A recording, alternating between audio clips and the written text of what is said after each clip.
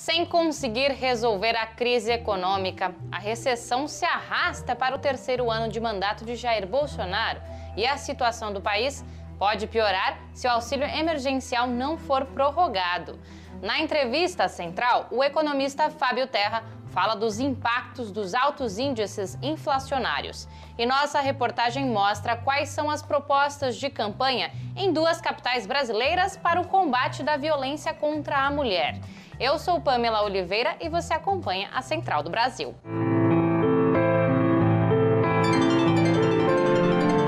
Central do Brasil. Após o assassinato de João Alberto em Porto Alegre, um projeto de lei que regulamenta a cassação de alvarás de empresas reincidentes em casos de racismo ganhou força no Congresso Nacional. A proposta pretende responsabilizar as empresas, já que muitas vezes elas não são condenadas pelos crimes raciais cometidos. No embarque imediato, o editor da newsletter Ponto, Miguel Stedley, fala sobre o assunto. Embarque imediato. O assassinato de João Alberto em Porto Alegre é um episódio simbólico de como o racismo é estrutural na nossa sociedade.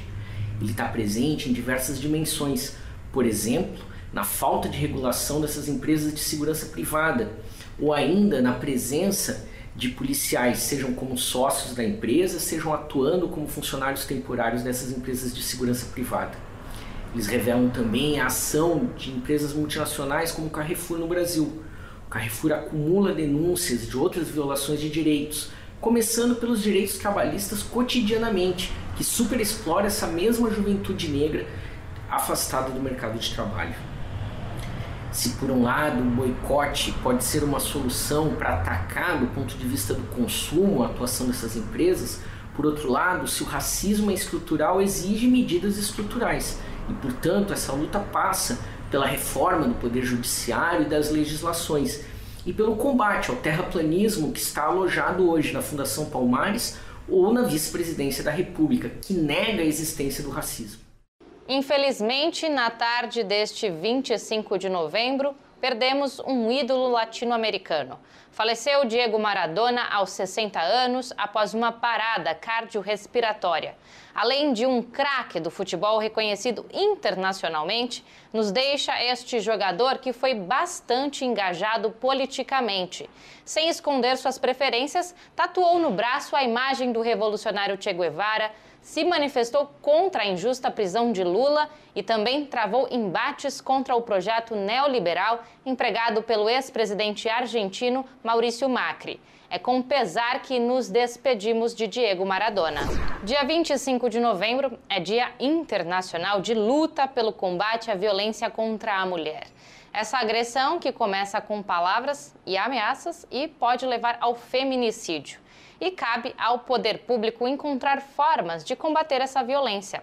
Nayata Wani nos mostra quais são as propostas dos candidatos de duas capitais brasileiras, onde terá segundo turno das eleições municipais. Nacional. Estar atento às propostas de candidatos à prefeitura é essencial para combater a violência contra as mulheres. Em Porto Alegre, o ano de 2020 já contabilizou 7 mulheres mortas e 74 tentativas de feminicídio.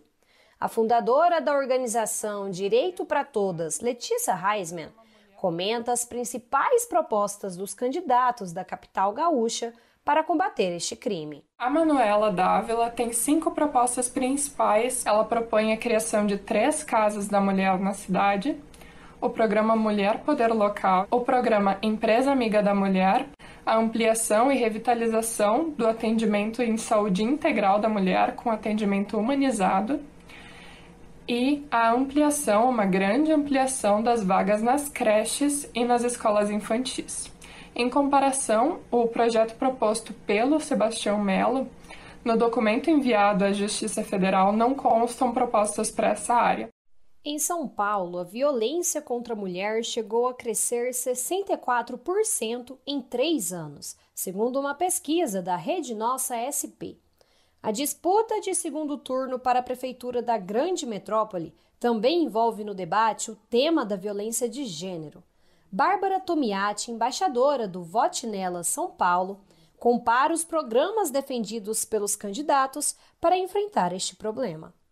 A gente sabe que o Covas ele atua como prefeito e eles contrataram mais de 430 assistentes sociais e orientadores socioeducativos para centros de acolhida aqui na cidade. Ele cita também o enfrentamento de violência doméstica por meio de políticas públicas de igualdade, não especificando quais seriam. Guilherme Boulos, do PSOL, ele propõe criar um programa e Centro Municipal de Assistência às Vítimas de Violência, conectar a Patrulha Maria da Penha com políticas de segurança 24 horas. Então a gente vê que na proposta de Guilherme Boulos ele cita 16 vezes o nome mulher, enquanto Bruno Covas cita 3 vezes.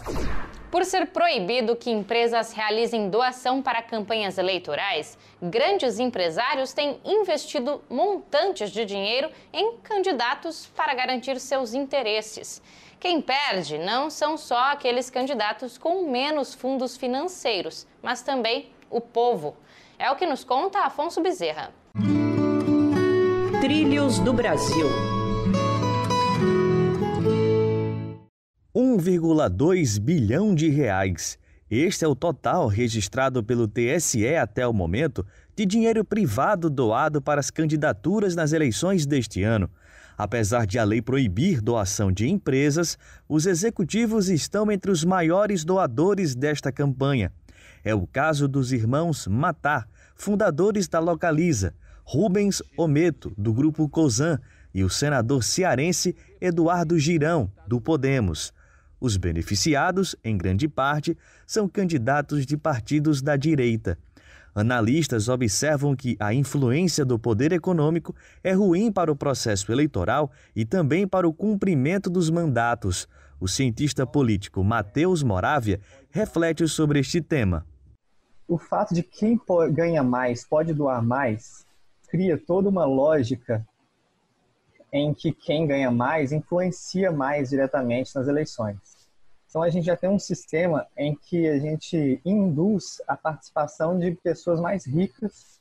A cientista política Priscila Lapa amplia a leitura para analisar a disparidade, inclusive, nos perfis das candidaturas. Você tinha uma disparidade de financiamentos quando você permitia o financiamento por empresas, de modo que você tinha uma competição desigual. Isso gerava uma desigualdade na competição de partida. Pessoas que conseguiam um autofinanciamento por empresas tinham um nível de competitividade nas campanhas muito mais alto. Em 2020, o TSE aprovou reservas para candidaturas de negros e mulheres no fundo eleitoral. Além disso, houve uma disseminação das doações coletivas por meio de vaquinhas virtuais. Uma estratégia que funcionou para a chapa coletiva Nossa Cara, do PSOL, eleita para a Câmara de Vereadores de Fortaleza, como analisa a co-vereadora eleita Luíse Santana. Se você observar o trajeto do nosso financiamento, tem depósitos de 10, de 15, de 20. Então, são pessoas que aquilo era o que elas poderiam dar. E a política, ela é sobre isso, ela é sobre fazer política a partir de onde você está, de como você é capaz de se organizar, sem comprometer a sua vida. A inflação acendeu um alerta para 2021. Como os alimentos são os produtos que mais sofrem alta, as pessoas mais prejudicadas são as que recebem baixos salários. E sem previsão de que o auxílio emergencial seja prorrogado para o próximo ano, a recessão deve se agravar ainda mais. Sobre o tema, Jonatas Campos conversa com o economista e pesquisador Fábio Terra. Entrevista Central. Nossa entrevista central hoje conversa com Fábio Terra. Ele é pesquisador em política monetária e professor de economia da Universidade Federal do ABC, em São Paulo. Vamos conversar um pouco sobre inflação e seus impactos no cotidiano da população brasileira. Professor, agradecemos sua participação nessa entrevista central. Professor, embora os índices de inflação apresentem aumentos sucessivos, as classes populares sentem seu efeito com mais gravidade. O senhor pode nos explicar por que isso acontece? Claro, vejamos. As classes mais pobres têm em sua cesta de consumo, esse é o nome que nós economistas damos àquilo que, em média, os brasileiros consomem, as classes mais pobres, nesta cesta de consumo, possuem os alimentos, sobretudo, como principal componente. Isso é explicado pela extrema desigualdade desse país, que faz com que uma parcela vasta da nossa população, a larga maioria da população, seja parcela com uma renda média baixa. Desse jeito, claro, não sobra renda para a gente gastar com lazer, não sobra renda, para se gastar com elementos de habitação. O grosso da renda é dedicado à alimentação.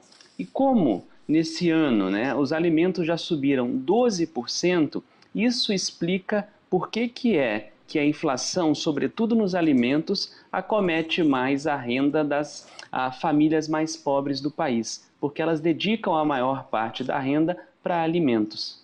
E ontem foram divulgados os dados do IPCA, que indicam uma maior inflação nos últimos 5 anos no mês de novembro. Porque mesmo em um cenário de estagnação econômica, com essa pandemia, o custo de vida continua subindo, professor? São 2 fatores que explicam a razão pela qual a gente teve o IPCA com um dos seus índices mais altos para o mês de novembro. A primeira razão é o choque da taxa de câmbio. Toda vez que a taxa de câmbio desvaloriza, como aconteceu ao longo deste 2020 por causa da pandemia, tudo aquilo que nós compramos e que tem o seu preço em dólar se torna também mais caro. E nós compramos muitos insumos para poder fazer produção no país importados. Esses insumos importados se tornam mais caros porque a taxa de câmbio se elevou. Por outro lado, a segunda razão é que, por conta da desvalorização da taxa de câmbio, a gente tem exportado mais commodities. E uma vasta parte dessas commodities são alimentos. Então, em função dessa maior exportação, a gente tem uma menor oferta no Brasil e com essa menor oferta no Brasil, maior o preço. Para a gente se aprofundar só um pouco mais nesse aumento dos alimentos, significa que às vezes você tem uma lavoura vizinho da sua cidade, mas aquele produto não é basicamente vendido para a população local e é exportado, por isso que os preços crescem no Brasil. Exatamente. A gente teve a maior ilustração disso há talvez 3 meses atrás com o preço do arroz. Muitas análises muito equivocadas, inclusive da própria equipe econômica do governo Bolsonaro, atribuíram ao auxílio emergencial a razão, a causa do aumento dos preços do arroz. Mas não foi isso que aconteceu. O auxílio emergencial não aumentou o consumo de arroz. O que aconteceu, e está acontecendo agora, com outras commodities agrícolas, carnes, por exemplo, é um exemplo disso. O que está acontecendo é que a gente está exportando bastante. Por quê? Com a taxa de câmbio desvalorizada, quem tem $1 no exterior compra R$5 no Brasil. Isso quer dizer, como nós economistas gostamos de falar, que o Brasil, para estrangeiros, se tornou barato. E o senhor falou do auxílio emergencial.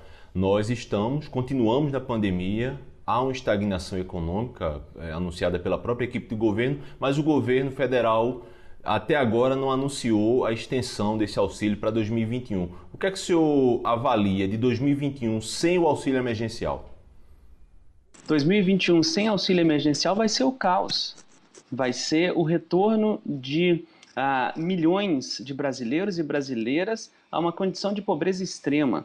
A pandemia, infelizmente, é incontrolável, mas a crise econômica não. Essa nós podemos arrefecer, nós podemos enfrentar. E a maneira pela qual nós enfrentaremos os impactos nocivos da crise sobre os brasileiros e as brasileiras é com a extensão do auxílio emergencial. A Central do Brasil fica por aqui, mas você ainda nos encontra no WhatsApp. Anota aí, DDD 11 93081 3336. Até amanhã.